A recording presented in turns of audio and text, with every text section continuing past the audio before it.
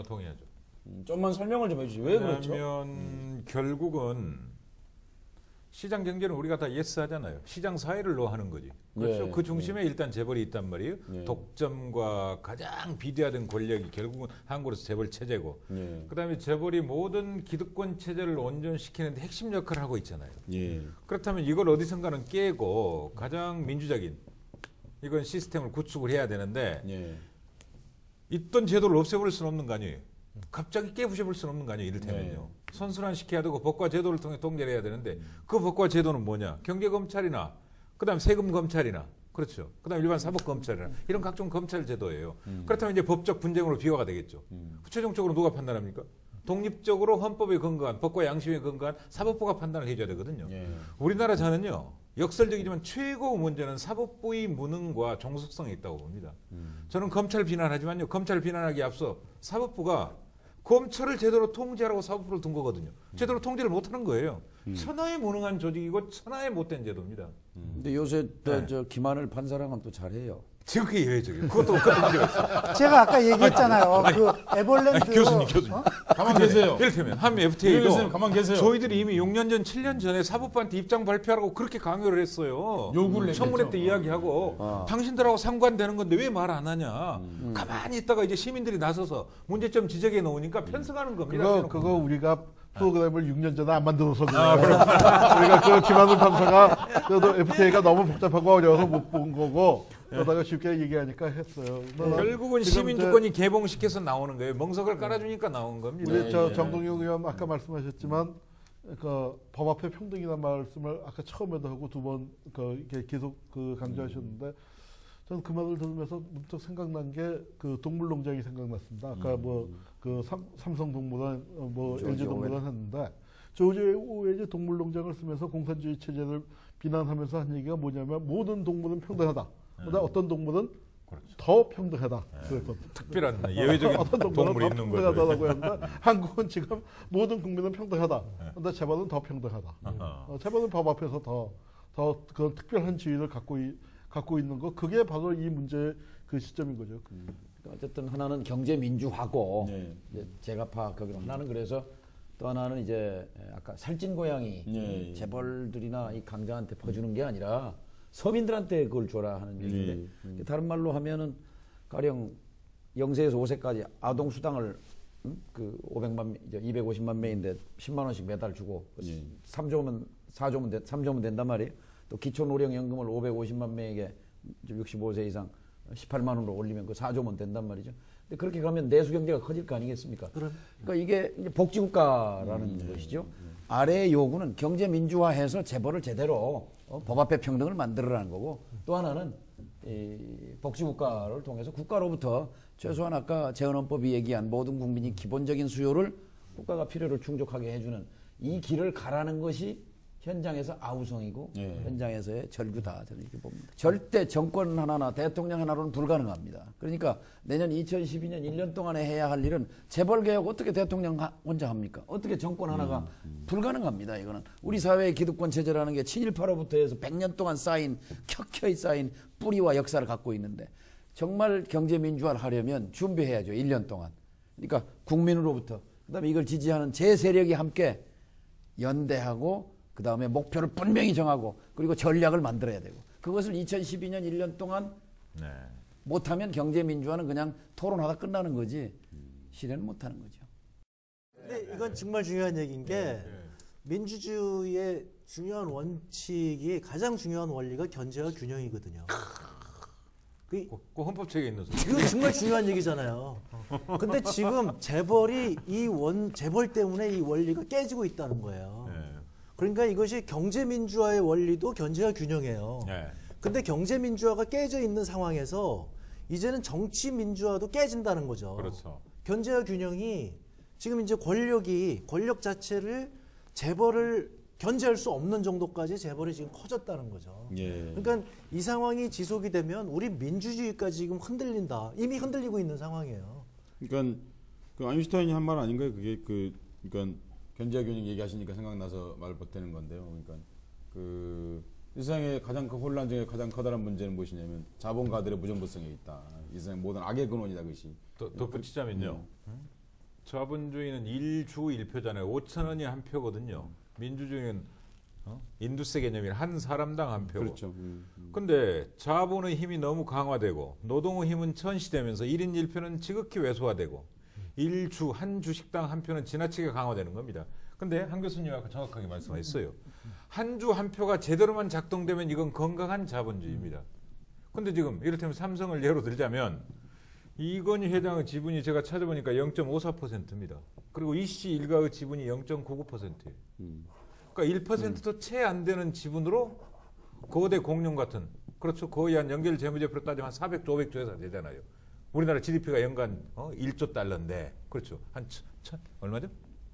1.1조 달러 정도 되죠. 1,300조. 예. 근데 그 중에 한 500, 반 정도를 움직이는 회사란 말이에요. 그 의사결정권을 고작 1%도 안 되는 지분 가지고 한다. 이건 분명한 남용이잖아요. 예. 제자리로 돌려놔야 되는 그걸 거죠. 이제 남용이라고 부르느냐 예술이라고 부르느냐. 오늘 하나 홈런 날렸다. 질문을 해서 그런데 어? 자 그만 여기서 이 정도 정리하겠습니다. 야. 이 정도 정리하겠습니다. 예술이야, 예술. 진짜 다음 못 가기 때문에 정말 예술이야. 일단 이거는 역사 삼성 텍스트. 예술로 놓고 가겠습니다. 저는 그럼 시민들의 지금 요구가 얼마나 크냐. 저는 그것이 시민들이 이렇게 논리적으로 모른다 하더라도 시민들이 이 내용을 다 몸으로 혹은 지식으로 혹은 다양한 어떤 경로를 통해서 다 알고 있다는 사실입니다. 네. 지금 여기에 대한 재벌 개혁, 그리고 주권에 대한 개혁, 이걸 지금 시민들이 요구하고 있습니다. 거리에서, 광장에서 1만 5천 명이 물대포 맞아가면서 고드름 흘려가면서 지금 이 요구를 하고 있는 것을 이미 충분히 말해주고 있다. 우리 시민들은. 그리고 정치하시는 분들, 기업하시는 분들 여기에 따라서 정상적으로 되돌려놓기만 하면 되겠다. 그렇게 정리하겠습니다. 예. 그리고 이제 이게 문제가 취업 문제와도 밀접한 연관이 있는데요. 제가 학교 강의에서 이런 얘기를 했습니다. 스티브 잡스가 한국에서 태어났으면 뭘 했을까? 그래서 제가 이렇게 말했습니다. 대학을 우선 1학년 중퇴했지 않습니까? 그리고 양부모 밑에 성장했고, 그렇게 봤을 때는 한국에서는 지금 FTA에 반대 시위를 하고 있을 가능성이 굉장히 높다. 그리고 또 하나 얘기하고 싶은 건 이겁니다. 한국에서 IT 산업이 크게 발전한 적이 이명박 정부도 확 찌그러졌는데, 만약에 스티브 잡스, 근데 재밌는 게 그거지 않습니까? 미국에는 빌 게이츠가 있고 스티브 잡스가 있는데요. 미국의 자본가 시대를 크게 둘로 나눌 수 있지 않을까 싶습니다. 하나는 한 100년 전에 나온 대자본가들이죠. 그리고 이제 IT 이런 컴퓨터 디지털 사회가 되면서 등장한 새로운 신진 자본가 그룹이 이제 지금 빌 게이츠라든지 스티브 잡스 같은 사람이지 않습니까? 근데 한국에서는 스티브 잡스도 없고 사실은 빌 게이츠도 없죠. 그게 왜 그러냐면 이렇게 삼성이니 이런 대기업들이 다 그 중간에서 뭐 좋은 아이디어 내면 다 먹어버리고 가서 낚고채버리고 밟아버린 거죠, 사실은요. 그게 지금 오늘날 그 청년들의 실업하고도 좀 일정한 연관이 있지 않은가 싶습니다. 그래서 청년 실업 문제 얘기 조금 해보고 그 얘기를 마무리 졌으면 어떨까 싶습니다. 제가 말씀드리고 싶은 게 많은 분들이 재벌은 굉장히 뭐 이렇게 거대한 조직이니까 똑똑한 줄 아는데 굉장히 바보예요. 재벌은 바보다. 정말 바보예요. 왜냐하면 오늘 제가 얘기한 미국 얘기 다 몰라요. 예. 그러니까 제가 그 재벌의 무슨 이렇게 높으신 분들 만나면 예. 말이 안 통하는 거예요. 이분들이 알고 있는 지식과 제가 알고 있는 지식이 달라요. 그러니까 왜냐하면 거기서 이렇게 세뇌가 되어서. 그러니까 예를 들면 아까 백혈병 얘기하셨잖아요. 그건 저건 정말 바보 같은 짓이거든요. 예를 들면 삼성이 지금 광고비를 1년에 몇 조 원을 쓴단 말이죠. 그렇죠. 그런데 저렇게 백혈병 하나 해갖고 삼성의 이미지에 지금 아마 몇 조 원 손실이 나는 거죠. 한번 보상해주면 애들 버릇없어질까 봐서 그렇게 하는 거예요. 아니 그러니까 그 돈을 한번 따져보자고요. 얼마나 되겠어요, 그게? 그렇죠. 몇 조는 안 되겠죠. 그러면 그러니까 지금 이거를 저 사람들이 무슨 냐면 장기적인 시야가 없다는 거죠. 이것이 국가적인 측면에서도 지금 청년 실업 얘기를 하니까 삼성이 정말로 대한민국의 미래를 생각한다면 그리고 삼성의 자신들의 미래를 생각한다면 지금 청년들을 엄청나게 고용을 해줘야 되거든요. 그래야지 이 사람들이 기술을 습득하는 거거든요. 그러니까 세계화 시대에 가장 중요한 건 인적 자본이죠. 지금은 자본은 그냥 순식간에 컴퓨터 한번 두드리면 수조 달러가 몰려다녀요. 그럼 이 몰려다니는 돈이 어디로 가냐면 인적 자본이 뛰어난 국가로 간다는 말이죠. 그러니까 미래의 경쟁력은 어디서 오느냐?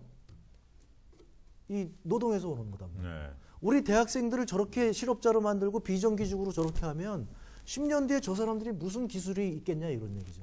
삼성에 기대하는 게 좀 어렵긴 할 것 같아요. 왜 그러냐면 광고를 보면요.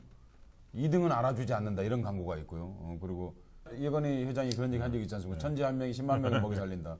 한 명만 있으면 된다 그 말이지 않습니까? 나머지는 어떻게 해서든지 그러니까 고용이 늘리기보다는 고용이 줄지 않을까 그 말대로라면 그런 우려가 들어요. 왜냐하면 결국 지금 문제는 한 명의 천재의 문제가 아니라 나머지 99,999명의 어려움에 대해서 얘기했지 않습니까? 유정규 선생님 청년 실업들 문제 어떻게 이 방송 보는 분들 대부분 청년들일 텐데 이분들에게 희망을 줄 수 있거나 어떤 가능성을 줄 수 있는 그런 메시지 뭐 혹은 그런 고도적인 얘기 좀 해주시죠. 그게 어느 나라나 경제가 잘 살아지면 잘 살아질수록 제조업체에게서는 생산성이 빨리빨리 올라가기 때문에 고용이 늘어나기가 좀 어려워요. 그래서 그 서비스가 늘어나고 서비스 중에서도 특히 소득이 늘어나면 늘어날수록 복지, 의료, 교육 이쪽에 우리가 소위 사회 서비스라고 하는 분야에 많이 늘어나야 되거든요. 근데 우리나라는 우리나라 소득 수준에 비해서 이 형편없이 작아요. 그렇다 보니까 이런 이유로 해가지고 전반적으로 직장이 잘 안 생겨. 이거를 다 바꿔나가려면은 그 답이 바로 경제 민주화라는 거죠.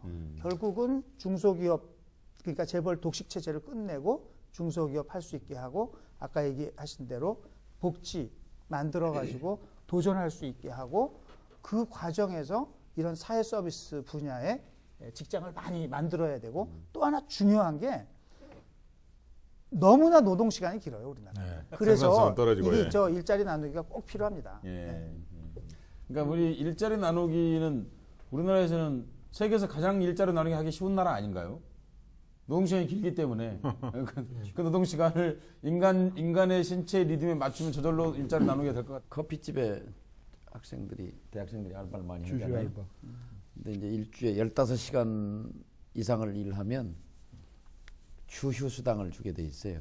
요즘 그 청년들이 이제 그 청년 유니온이라고 네. 구조를 만들어서 투쟁을 해서 이제 그걸 타냈단 말이에요. 그랬더니 이것도 재벌이 이제 뭐라 그럽니까? 사업권을 따가지고